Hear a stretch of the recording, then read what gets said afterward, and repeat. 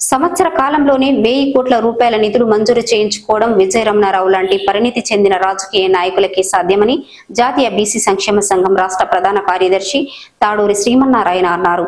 MLA ప్రజల సంక్షేమం కోసం కృషి చేసినప్పుడే ప్రజల మనసుల్లో చిరస్థాయిగా నిలిచిపోతారని అన్నారు.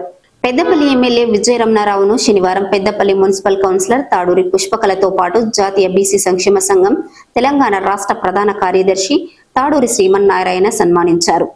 సంవత్సర కాలంలోనే 1000 కోట్ల రూపాయల నిధులతో వివిధ రంగాలలో అభివృద్ధికి నిధులు మంజూరు చేసుకోవడం విజయ రమణారావు లాంటి పరిణితి గల రాజకీయ నాయకులకు మాత్రమే సాధ్యమవుతుందని తాడూరి పుష్పకళ శ్రీమన్నారాయణ అన్నారు. అభివృద్ధితో పాటు పేద ప్రజల సంక్షేమం కోసం కృషి చేసినప్పుడే ఎమ్మెల్యేగా ప్రజల మనసులో చిరస్థాయిగా నిలిచిపోతారని అన్నారు.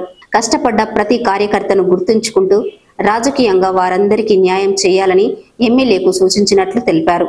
నియోజకవర్గంలోని 60% జనాభా బీసీలుగా ఉన్నారని వారి జనాభా ప్రకారం అభివృద్ధి సంక్షేమ రంగాలలో ప్రాధాన్యత ఇవ్వాలని కోరినట్లు శ్రీమన్ పుష్ప